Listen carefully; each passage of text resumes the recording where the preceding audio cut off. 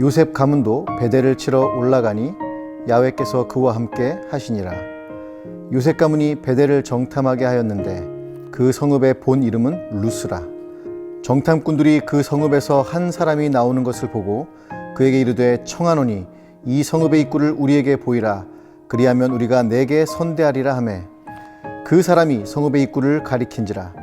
이에 그들이 칼날로 그 성읍을 쳤으되 오직 그 사람과 그의 가족을 놓아보내매 그 사람이 햇사람들의 땅에 가서 성읍을 건축하고 그것의 이름을 루스라 하였더니 오늘까지 그곳의 이름이 되니라.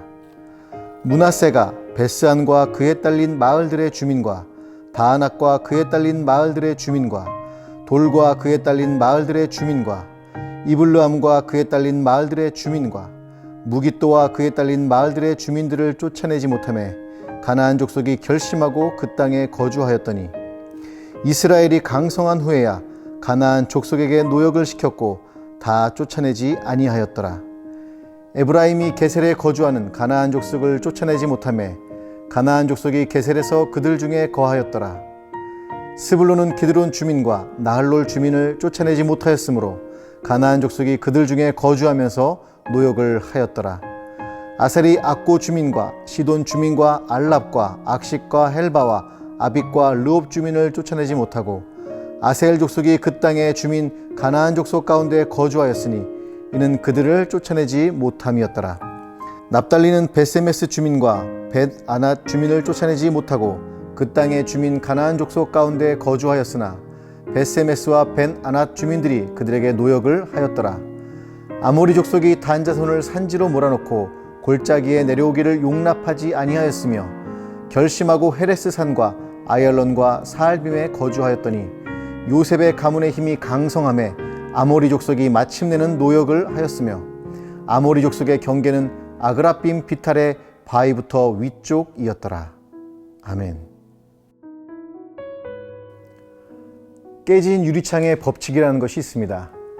깨진 유리창 하나를 방치해두면 그 지점을 중심으로 범죄가 확산되기 시작한다는 이론으로 사소한 일 하나를 방치하면 결국 큰 문제로 연결될 수 있다는 것이죠. 영적인 전쟁도 마찬가지입니다.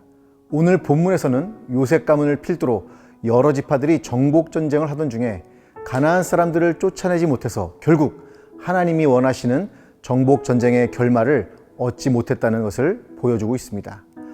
요셉 가문은 가장 크고 강력한 지파인 므낫세와 에브라임 지파로 이루어져 있는데 오늘 본문에서는 요셉 가문의 예를 통해서 이스라엘 전체가 영적 전쟁에서 실패한 이유를 보여주고 있습니다.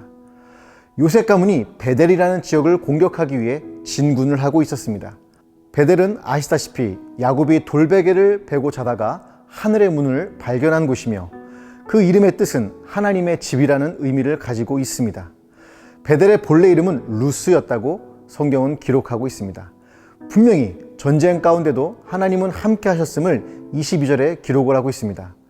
베델로 진군하던 요셉 지파는 베델, 즉 루스에 살던 한 사람을 만나게 됩니다. 그리고 그 사람에게 청하노니 이 성읍의 입구를 우리에게 보이라.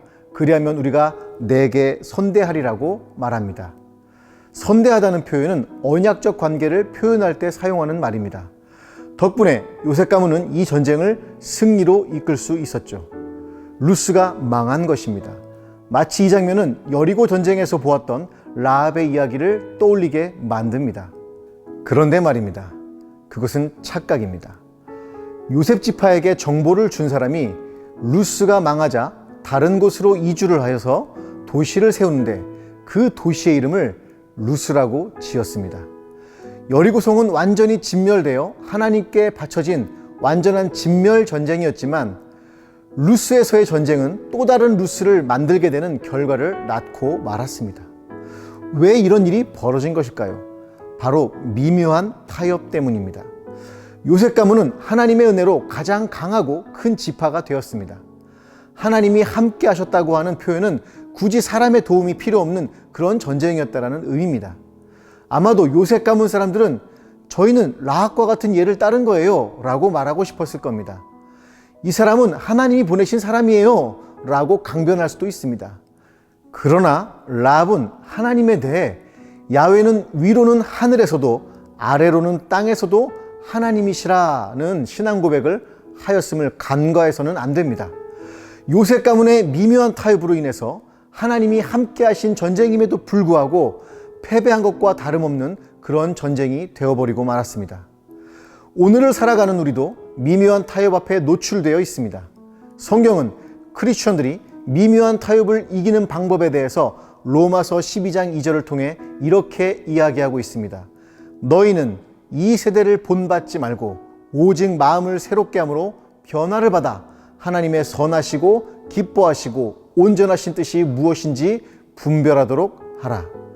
저는 우리 대학 청년부가 그저 죄를 짓지 말아야지 하는 소극적인 자세에서 머무는 것이 아니라 세상을 변화시키고 새로운 가치를 창출해내는 그런 공동체가 됐으면 좋겠습니다. 오늘 하루의 삶에서 미묘한 타협으로 무너지는 것이 아니라 영적 전쟁에서 다시 한번 하나님의 꿈을 이 땅 가운데 실현하는 순복음 강남교회 대학 청년부가 되기를 주님의 이름으로 축복합니다. 아멘. 사랑과 은혜가 풍성하신 하나님, 우리 귀한 순복음 강남교회 대학 청년부 지체들에게 하나님의 은혜를 더하시사 이 시기에 무엇을 결정해야 할지 앞에 섰을 때 타협을 하지 아니하고 오직 하나님의 뜻이 무엇인지를 묻는 귀한 순복음 강남교회 대학 청년부 될 수 있도록 축복하여 주시옵소서. 감사드리며 예수님의 이름으로 기도드립니다. 아멘.